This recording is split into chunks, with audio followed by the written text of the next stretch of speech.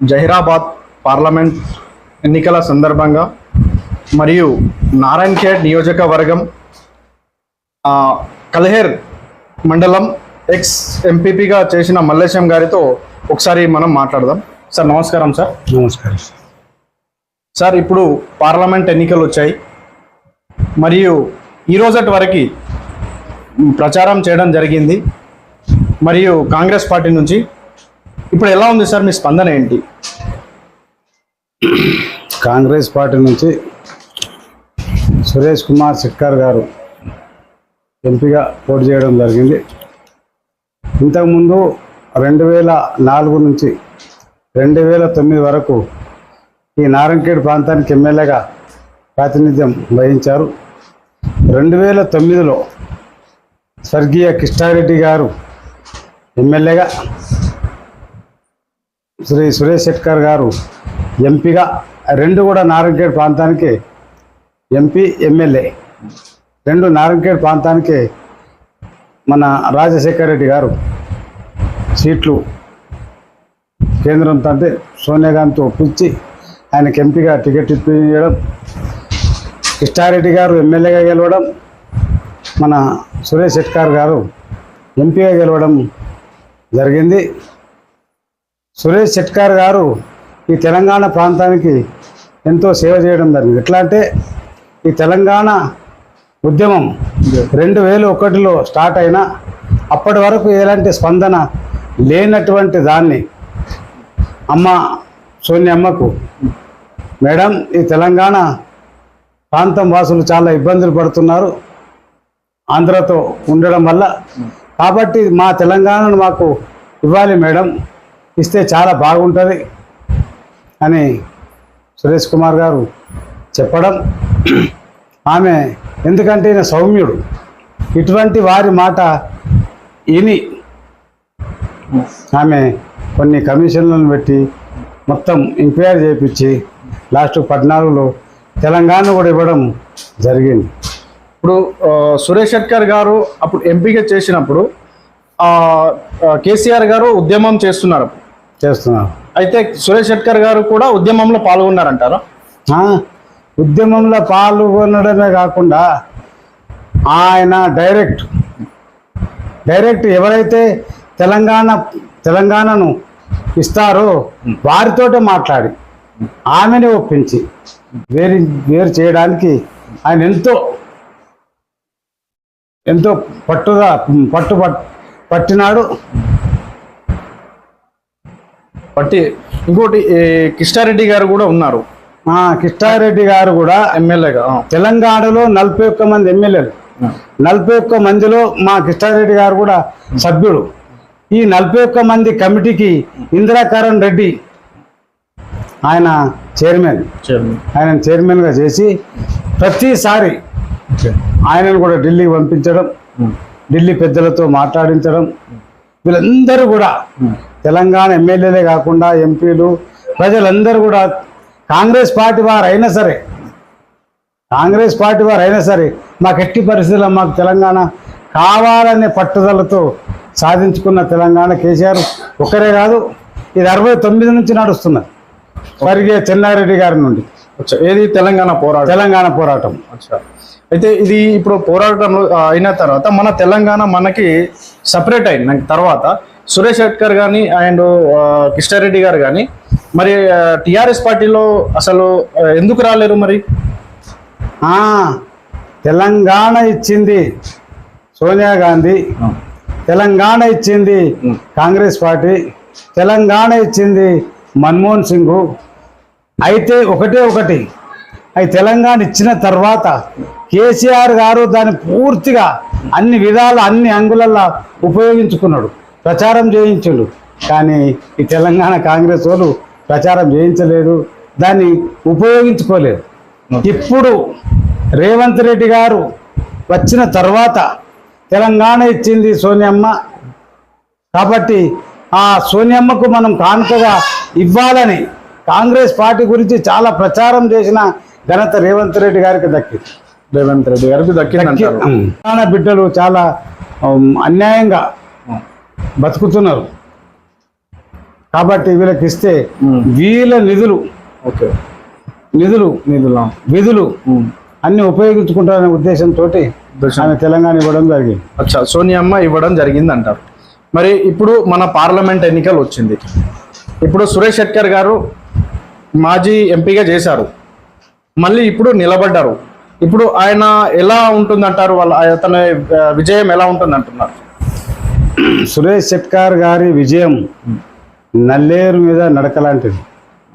ఎట్లా అంటే తెలంగాణలో కాంగ్రెస్ ప్రభుత్వం రావడం, రేవంత్ రెడ్డి గారు ముఖ్యమంత్రిగా ఉండడం, ఇప్పుడు మా ఈ నియోజకవర్గానికి దామోదర్ మినిస్టర్ గారు ప్రాతినిధ్యం వహించడం, దామోదర్ గారు కానీ మా ఎమ్మెల్యే పట్లోల కృష్ణారెడ్డి అది సంజీవ్ రెడ్డి గారు కానీ, జుక్కల్ ఎమ్మెల్యే లక్ష్మీకాంతారావు గారు కానీ, ఎల్లారెడ్డి మదన్ మోహన్ రావు ఎమ్మెల్యే, బాన్స్వాడ రవీందర్ రెడ్డి గారు, కామారెడ్డి షబ్బీర్ అలీ గారు చాలా గట్టి ప్రయత్నం చేసి నేను అక్కడ ఏది కామారెడ్డి జిల్లా ఏమన్నా వెనుకబడిపోతామేమని ఆలోచన చేస్తుంటే కానీ జుక్కల్ ఆయన సొంత గ్రామం సిర్పూర. ఎవరి సొంత గ్రామం అంటున్నారు? బీబీ పటేల్ బీజేపీ పార్టీ ఆయన సొంత గ్రామం పోతే ఆ గ్రామస్తులు కూడా 10 సంవత్సరాలు మాకు ఎంపీగా ప్రాతినిధ్యం వహించిండు, కానీ మా రోడ్డు పంటి గుంతలను కూడా పూర్తి చేసే స్తోమత లేనటువంటి వాడు, మాకు ఒక్కరు కూడా ఒక 1% ఒక్క పైసెత్తు కూడా పని చేయనటువంటి వాడు, ఒక్కరికి ఇల్లు కట్టినటువంటి వాడు.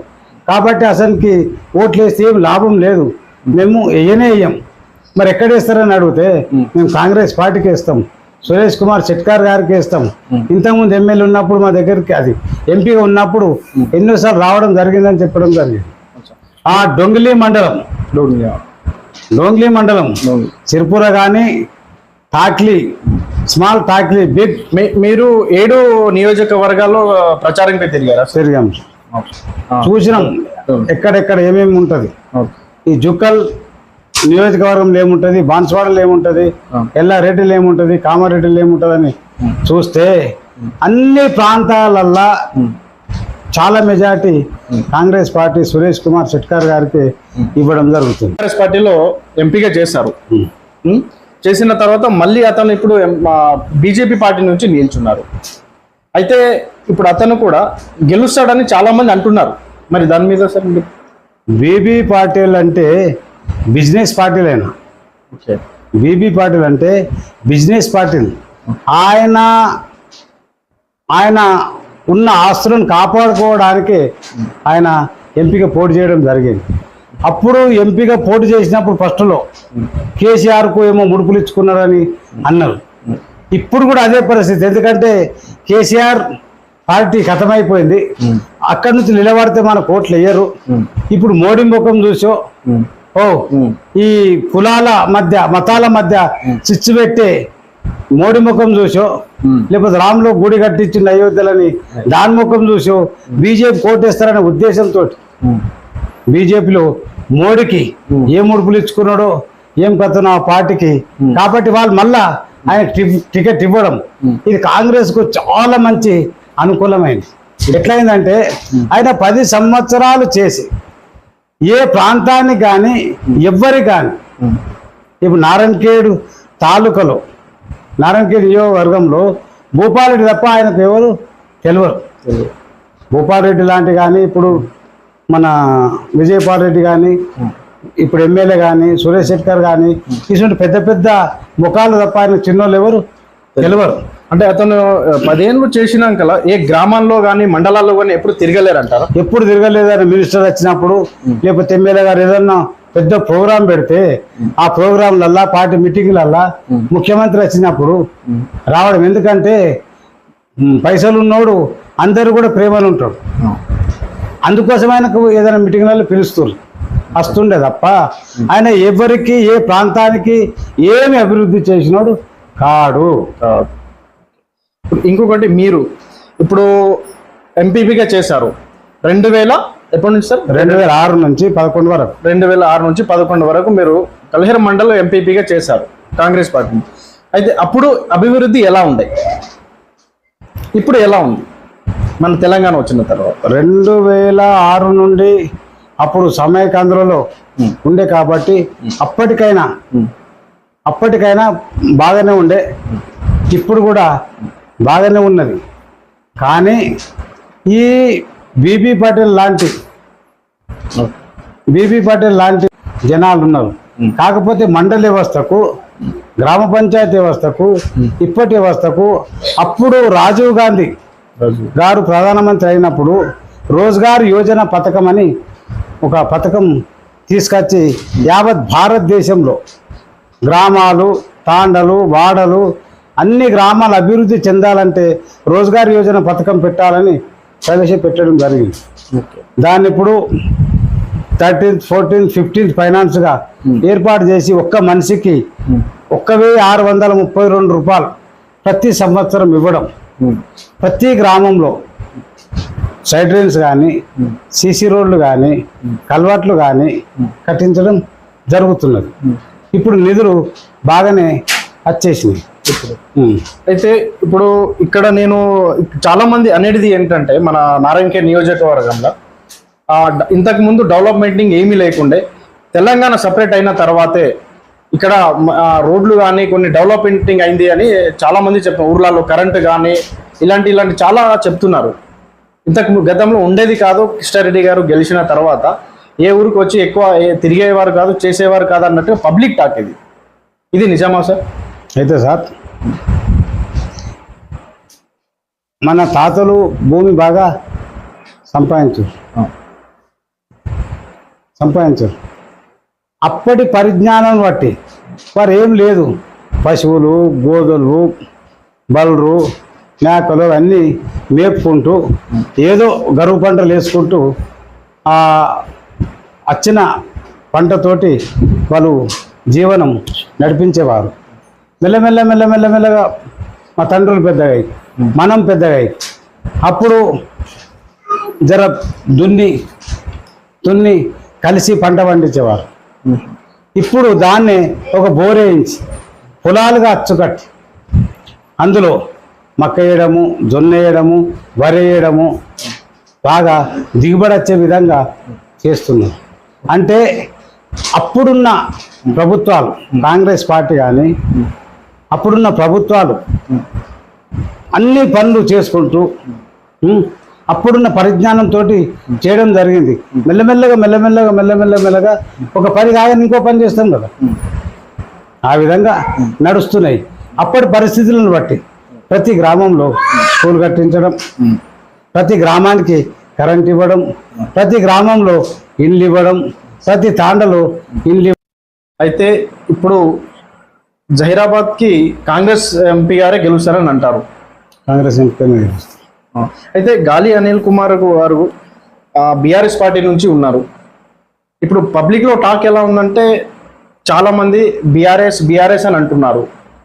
ఇది నిజమేనా సార్? బీఆర్ఎస్ అని చాలా మంది అంటున్నారు. కాంగ్రెస్ వాళ్ళు ఇచ్చిన హామీలు సరిగ్గా ఇయ్యలేదు, ఈసారి బీఆర్ఎస్కి ఓటేద్దామని పబ్లిక్ టాక్ ఉంది. కాంగ్రెస్ వారు 6 గ్యారంటీ పథకాల 6 గ్యారంటీల గురించి గ్యారంటీ ఇవ్వడం జరిగింది. అయినా ఇప్పుడు 6-7 లక్షల వేల కోట్ల అప్పు చేసి పెట్టిన కేసీఆర్ గారు, అప్పు చేసి పెట్టిన రేవంత్ రెడ్డి గారు దాన్ని క్షుణ్ణంగా ఎదుర్కొని 5 గ్యారంటీ పథకాలు చేయడం జరిగింది. ఏది? మహిళా భరోసా. ఇప్పుడు అందరు స్త్రీలకు బస్సు ఫ్రీ, ఇంచుమించు 20 కోట్ల మంది బస్సు ఎక్కి దిగడం జరిగింది. అదంతా కూడా ప్రభుత్వమే భరిస్తున్నది. ఈ పోయిన నెల నుంచి ఏది మన సిలిండర్ 1200 ఉన్న సిలిండర్ 500కే ఇవ్వడం జరుగుతున్నది. ఇంకోటి రైతు భరోసా కూడా ఇవ్వడం జరుగుతున్నది. పెన్షన్లు కానీ ఇవన్నీ ఇవ్వడం జరుగుతున్నది. ఒకటి సార్. ఇంకోటి, ప్రజలు చాలా ఈ రోగాలతోటి బాధపడుతుంటే అప్పుడు మన వైఎస్ఆర్ పెట్టిన ఆరోగ్యశ్రీ 10 లక్షల వరకు దానికి పెంచడం జరిగింది. ఈ 10 లక్షల వరకు పెంచడం వల్ల ప్రతి ఒక్క మానవుడు, స్త్రీ కానీ పురుషుడు కానీ, అరే మాకు రోగం వస్తే బాధ లేదు, మాకు రేవంత్ రెడ్డి అప్పుడు రాజశేఖర రెడ్డి లెక్క ఆదుకునేవాడు వచ్చిండు అనే ఉద్దేశంతో వచ్చిన రోగం కూడా అట్టుగానే తగ్గిపోతున్నది. ఎంతోమంది ఏ ఆపరేషన్ అయినా ఫ్రీగానే చేసుకునే ఏర్పాటు మన రేవంత్ రెడ్డి గారు చేయడం జరిగింది. ఇంకోటి ఇప్పుడు ఆగస్టు 15 లోపు 2 లక్షల రుణమాఫీ కూడా చేస్తానని చెప్పడం జరిగింది. ఆయన చెప్పింది 100% చేస్తారు. రుణమాఫీ అతను గెలవగానే డిసెంబర్ 9వ తారీఖు వెళ్ళి తెచ్చుకోండి అని అన్నాడు. మరి అది కాకుండా ఇంకొకసారి 100 రోజులు అన్నారు, మళ్ళీ దాని తర్వాత డిసెంబర్ అంటున్నారు. ఈ జనాలు ఏముందంటే ఇస్తారా ఇవ్వరా అనే దాంట్లో కన్ఫ్యూజ్ లో ఉన్నారు. ఇది అట్లా టైం పొడిగించడం జరుగుతుంది. జనాలకు అది పూర్తిగా తెలిసిపోయింది. ఏమంటే గట్టి పట్టుదల ఉన్న రేవంత్ రెడ్డి గారు ముఖ్యమంత్రి కావడం వల్లనే ఈ పెన్షన్లు కానీ ఈ స్కీములన్నీ చేయడం ఆయనటువంటి స్తోమత, గట్టి స్తోమత ఉన్నది కాబట్టి చేస్తున్నాడు. వేరేలు అయితే పరిశాన్ అవుతుండే. ఇప్పుడు ఒకవేళ కేసీఆర్ ముఖ్యమంత్రి చేసినా చాలా పరిశాన్ అయిపోతుంది. ఈ రైతు బంధు ఇవన్నీ వేయకుండే, ఈ రైతు భరోసాలు ఏవి ఇవ్వకుండే. రైతు బంధు ఇప్పటి కేసీఆర్ ఉన్నప్పుడు బాగానే వేసేవాళ్ళు అంటున్నారు. ఇప్పుడు ఇది 4 ఎకరాల్లో 5 ఎకరాల్లో లోపే వేసారని అంటున్నారు. దాని తర్వాత ఇంకా రైతు బంధు వేయలేరు అని అంటున్నారు. లేదు, ఇప్పుడు నేను అనుకుంటున్నా 10-12 ఎకరాల వరకు కూడా వేసారు. నేను మొన్న చూసినంత వరకు 8-9 ఎకరాల వరకు పడ్డాయి. తర్వాత ఏది ఎలక్షన్ కమిషన్ ఆపేసింది. తప్పకుండా 10 ఎకరాల వరకు అయితే 100% వేస్తారు.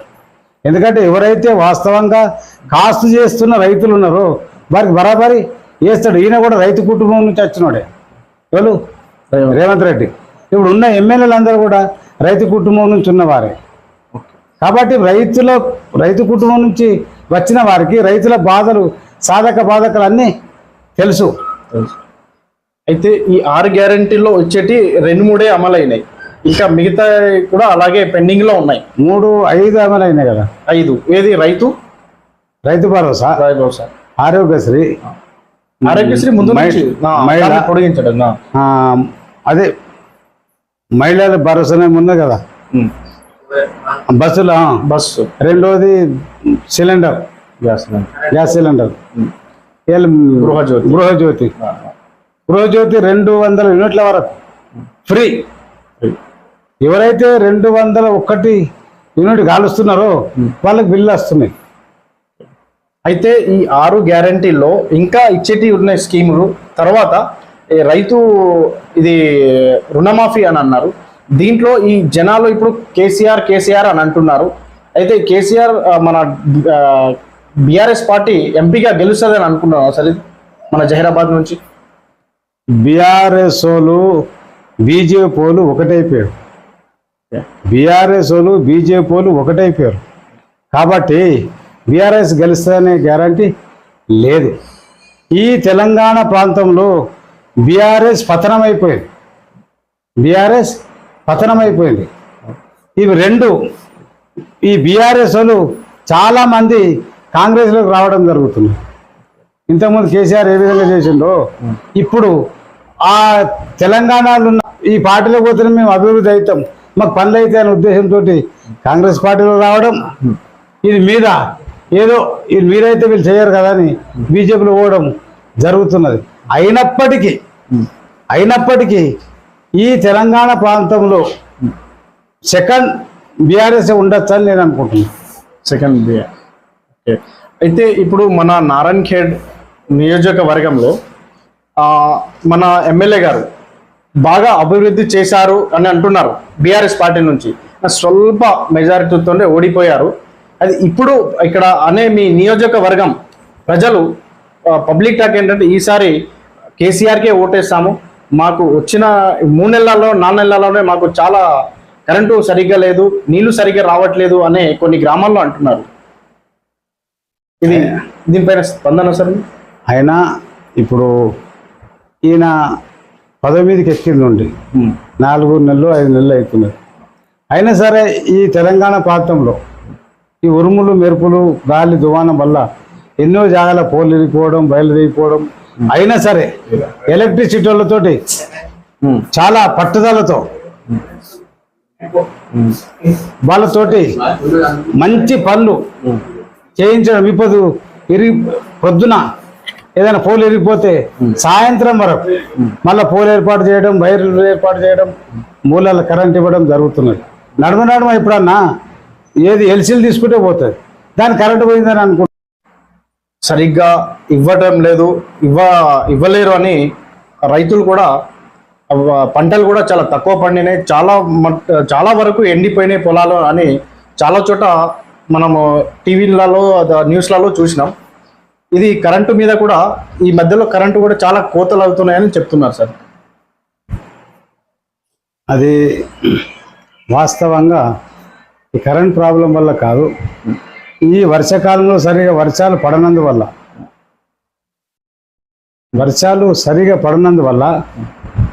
వర్షాకాలంలో మొట్టమొదట్లో వర్షాలు పడి కొన్ని చెరువులు నిండడం, ఆడికెళ్ళి వర్షాలు లేకపోవడం వల్ల ఈ నీరు ఏదైతే భూమిలో నీరు ఉంటుందో అది తగ్గిపోవడం వల్ల బోర్లలో నీళ్లు తగ్గిపోయినాయి. అంటే కరెంటు కూడా చాలా కరెంట్ ప్రాబ్లం వల్ల కాదు అది. ఓకే, బోర్లలో నీరు తగ్గడం వల్ల పంటలు పూర్తిగా పండలేదు. ఎందుకంటే 2 ఎకరాలు పంట అయ్యేదాన్ని 4 ఎకరాలు వేసారు, 5 ఎకరాలు వేసారు. కాబట్టి మెల్లమెల్లగా బోర్డు అడుగంటిపోవడం, అది కరెంటు మీద ఎవరో అపోజిషన్ వారు వేస్తున్నారు తప్ప రైతులు మాత్రం వేయడం లేదు. వాస్తవం కరెంటు బరాబర్ ఇస్తున్నారు, కానీ మా బోర్లలో నీరు తగ్గిపోయింది, భగవంతుడు ఇట్టేట్టు చేసి అనుకుంటున్నారు. కానీ ఈసారి వర్షాలు సరిగా పడలేదు. అయితే ఈ 6 గ్యారెంటీలో మిగతా ఇంకా స్కీములు కూడా ఉన్నాయి. అది ఎప్పటి వరకు అమలు చేస్తారని అనుకుంటున్నారు? ఎట్టి పరిస్థితుల్లో అమలు చేస్తారు. ఎందుకంటే మీద బీజేపీ ప్రభుత్వం ఉండడం వల్ల వారు ఇంతకుముందు కూడా మన తెలంగాణ ప్రాంతానికి ఏమి అభివృద్ధికి వాళ్ళు సహకరించలేదు. కాబట్టి ఇప్పుడు కూడా అదే విధంగా చేసిండ్రు. ఇప్పుడు ఎట్టి పరిస్థితుల్లో కింద కేడి పోయిండు, మీద మోడీ కూడా 100% పోతాడని నాకు నమ్మకం ఉన్నది. 230 నుంచి 250 సీట్లు ఎన్డీఏకు రావు. అయితే ఈ వాళ్ళు చెప్తున్నారు గెలిచిన తర్వాత కొన్ని బీసీ బంధు, బీసీ రిజర్వేషన్ అని, ఇలాంటి ఎస్సీ రిజర్వేషన్ తీసేస్తామని అంటున్నారు. ఇది నిజంగా జరుగుతుంది అంటారా? వాళ్ళు తీసేస్తారా? ఇది ప్రకృతికి తెలుసు. ప్రకృతి అంటే భగవంతుడికి తెలుసు. ఈ విధంగా మతాల మధ్య చిచ్చు పెట్టి ప్రజలను ఎప్పటికీ కొట్టుకోవడం, తిట్టుకోవడం ఈ విధంగా చేస్తారనే భావనతోటి ఈసారి దాటితే ఎస్సీ, ఎస్టీ, మైనార్టీ, బీసీలకు పూర్తిగా వీళ్ళని పూర్తిగా రిజర్వేషన్లు తీసేసి ఇంతకుముందు ఆంగ్లేయుల పరిపాలన ఏ విధంగా అయితే ఉండేనో ఆ విధంగా చేయాలని ఆలోచన చేస్తున్నారు. కాబట్టి దానికి ప్రకృతి సహకరించదు.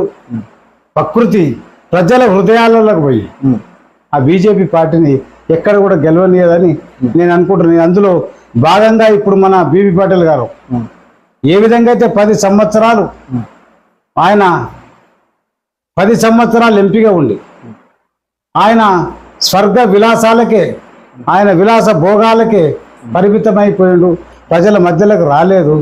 కాబట్టి ఇక్కడ బీజేపీ పార్టీ బీబీ పాటిల్కి ఏ విధంగా అయితే ఇచ్చిందో యావత్ భారతదేశంలో అంతటి కూడా ఇటువంటి వారే అయిపోతారు. కాబట్టి ఇది 100% బీజేపీ పార్టీ అయితే భారతదేశాన్ని పరిపాలించదని నేనైతే అనుకుంటున్నాను.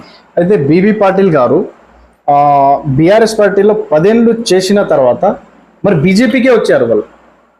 అంటే ఎందుకు బీజేపీ ఇక్కడ ఎవరు క్యాండిడేట్లు లేకన్నా ఇట్లా ఈ జహీరాబాద్ పార్లమెంట్ ఎంతో మంది క్యాండిడేట్లు ఉన్నా ఆ బీజేపీ పార్టీ కూడా ధనము, పైసలు అవసరం. కాబట్టి ఈ పైసలు ఉన్నోడు బీబీ పాటిల్, పైసలు బాగా ఉన్నోడు, ధనం ఉన్నోడు బీబీ పాటిల్. కాబట్టి ఆ బీబీ పాటిల్తో ఏం ఆశించి టికెట్ ఇచ్చిరో తెలియదు. ఎందుకంటే మహామహులు ఉన్నారు ఈ తెలంగాణ ప్రాంతంలో, ఈ జైరాబాద్ నియోజకవర్గంలో మహామహులు ఉన్నా వాళ్ళందరూ పక్కకు పెట్టి బీబీ పాటిల్కి ఇచ్చిందంటే ఆయనతున్న ఏదో దానికి ఆశించి ఇచ్చిరని నేనైతే అనుకుంటున్నాను. ఓకే, ఇప్పుడు మన గాలి అనిల్ కుమార్ గారు ఉన్నారు. అతను ఉద్యమంలో పాల్గొన్నారు, మంచి క్యాండిడేట్ అది ఇది అంటున్నారు. ఆయన గెలుస్తారని కూడా కొంతమంది పబ్లిక్ టాక్ ఉంది. ఆయన గెలవడి మరి అతను గాలి అనిల్ కుమార్ గారు కూడా అమీన్పూర్ మండల్ నుంచి అతను జహీరాబాద్కి వచ్చి నిల్చున్నారు. అయితే ఇక్కడ మన జహీరాబాద్ పార్లమెంట్లో గెలుస్తారని చాలా మంది అంటున్నారు. అది గాలి అనిల్ కుమార్ గారు గాలినే పోతున్నాడు. ఇప్పుడు పోటీ ఉండేది కాంగ్రెస్, బీజేపీ, థర్డ్ బీఆర్ఎస్. ఎందుకంటే అది మొన్ననే గాలి అనిల్ కుమార్కు అంత గెలిచే స్తోమత లేదు. గెలిచే స్తోమత ఉన్నది అంటే ఓన్లీ సురేష్ కుమార్ షెట్కార్ గారు. సురేష్ కుమార్ షెట్కార్ గారు చాలా ధర్మాత్ముడు. ఆయన సార్ మాది బాన్స్వాడ అని చెప్తే, అరే బాన్స్వాడ నుంచి వచ్చినావా అని పేరు తెలియకున్నా భుజం మీద చేసి మాట్లాడి మీ ప్రాంతం అంతా బాగుందా, ఏం చేస్తున్నారు, ఏం కథ అని హృదయపూర్వకంగా ప్రేమపూర్వకంగా మాట్లాడే నాయకుడు అంటే ఓన్లీ సురేష్ షెట్కార్. కాబట్టి ఆయనను ఎట్టి పరిస్థితుల్లో మళ్ళీ మేము ఎంపీగా గెలిపించుకోవాలి అనే భావం ప్రజలలో దట్టంగా ఏర్పడ్డది. కాబట్టి అందరూ తప్పకుండా చేయకూడదుకే ఓటేసి గెలిపిస్తారు. ఓకే, అంటే మొత్తానికైతే సురేష్ షెట్కార్ గారు మంచివారు అని అంటారు, అంతేనా? అంతే. సురేష్ షెట్కార్ గారు చాలా మంచివారు. ఆయన కామ, క్రోధ, మోహ, లోభ, మద, మత్సరాలు అదుపులో ఉంచుకున్నవాడు. అన్ని ఇంద్రియాలను అదుపులో ఉంచుకున్నవాడు. చాలా సౌమ్యుడు. ఎసుంటి కార్యకర్త కాదు, సామాన్య పౌరుడు పోయినా ఆయనతో కూర్చుండి ఆయన సాధక బాధకాలు తెలుసుకొని వాటిని వెంటనే నెరవేర్చేవాడు. ఇది ఒక్క నారాయణఖేడ్ తాలూకానే కాదు, జైరాబాద్ కాన్స్టిట్యున్సీలో ఉన్న 7 తాలూకాలు, 7 తాలూకాలే కాదు, సమైకాంధ్రలో ఆయన ఎమ్మెల్యేగా పనిచేసాడు, సమైకాంధ్రలో ఆయన ఎంపీగా పనిచేసాడు. ఆయన ఇక్కడి ప్రాంత వాసులకే కాకుండా ఆంధ్ర, తెలంగాణ, తమిళనాడు, కర్ణాటక ఎవరైనా ఢిల్లీలో ఏదైనా పనులు పడితే కూడా చేయించినవాడు. అందుకే ఆయన ఎట్టి పరిస్థితుల్లో కాంగ్రెస్ పార్టీ చెయ్యి గుర్తుగా ఆయన ఎంపీగా 100% గెలుస్తున్నాడు. 100% అంటే 100% తప్పకుండా ఎంపీగా గెలుస్తున్నాడు. అది జైరాబాద్ నియోజకవర్గంలో పార్లమెంట్ జూన్ 4వ తారీఖు నాడు అది మీరే చూస్తారు కదా. ఎట్లా అంటే ఆయన ఈ సంగారెడ్డి జిల్లానే కాకుండా కామారెడ్డి జిల్లాలో ఉన్న 4 నియోజకవర్గాలు, తాలూకాలు అక్కడ కూడా బంపర్ మెజారిటీ రావడం జరుగుతున్నది. అక్కడ నిజంగా కూడా బాన్స్వాడ టిఆర్ఎస్, కామారెడ్డి బీజేపీ, ఇక జుకల్ కాంగ్రెస్, ఎల్లారెడ్డి కాంగ్రెస్. అవి 2 కాంగ్రెస్, 2 ఒకటి బీజేపీ, ఒకటి టిఆర్ఎస్. అయినా ఆ టిఆర్ఎస్ బాన్స్వాడలో కూడా కాంగ్రెస్ పార్టీ 20,000 మెజార్టీ వస్తున్నది. అక్కడ ఈ ఎల్లారెడ్డిలో 40,000 మెజార్టీ రావచ్చు. ఈవెన్ కామారెడ్డిలో కూడా 5 నుంచి 10,000 మెజార్టీ రావడం జరుగుతున్నది. ఇంకోటి బీబీ పటేల్ జుకల్ గ్రామం, జుకల్ తాలూకాలో సిర్పూర్ గ్రామంలో కూడా కాంగ్రెస్ పార్టీ మెజార్టీ రావడం జరుగుతున్నది. ఎందుకు? ఆయన సొంత గ్రామం అయినా ఎవరిని పట్టించుకోలే, ఎవరికి ఇల్లు కట్టించలే. ఈ సురేష్ షెట్కార్ ఎమ్మెల్యేగా ఉన్నప్పుడు, ఎంపీగా ఉన్నప్పుడు ఫస్ట్ విడత, second phase, third phase Indiramma houses అన్ని గ్రామాలలో మా కిష్టారెడ్డి గారు ఎమ్మెల్యే, ఈయన ఎంపీగా ఉన్నప్పుడు అన్ని గ్రామాలలో ఇల్లు నిర్మించడం జరిగింది. అందరూ బిల్డింగ్లు కట్టుకోవడం జరిగింది, అంచెలంచెలుగా చేయడం జరిగింది. కాబట్టి కాంగ్రెస్ పార్టీ అంటే అందరి బాగోగులు కోరుకునే పార్టీ. ఈ బీజేపీ పార్టీ కొందరి బాగోగులు కోరుకునేది, అందరి బతుకులు నాశనం చేసే పార్టీ ఓన్లీ కాంగ్రెస్ పార్టీ. అందరి జీవితాలు బాగుండాలి, అందరు బాగుంటేనే దేశం బాగుంటుంది, ఈ దేశం ప్రపంచంలో అగ్రగణ్యం చేయాలనే ఉద్దేశంతో రాహుల్ గాంధీ పాదయాత్ర చేయడం కూడా జరిగింది. కాశ్మీర్ నుంచి కన్యాకుమారి వరకు పాదయాత్ర చేయడం జరిగింది. కాబట్టి ఆయన ఎట్టి పరిస్థితిలో ఆయన కూడా బ్రహ్మచారి, 50 సంవత్సరాలు దాటింది, ఆయన పెళ్లి పేరంటం చేసుకోలేదు.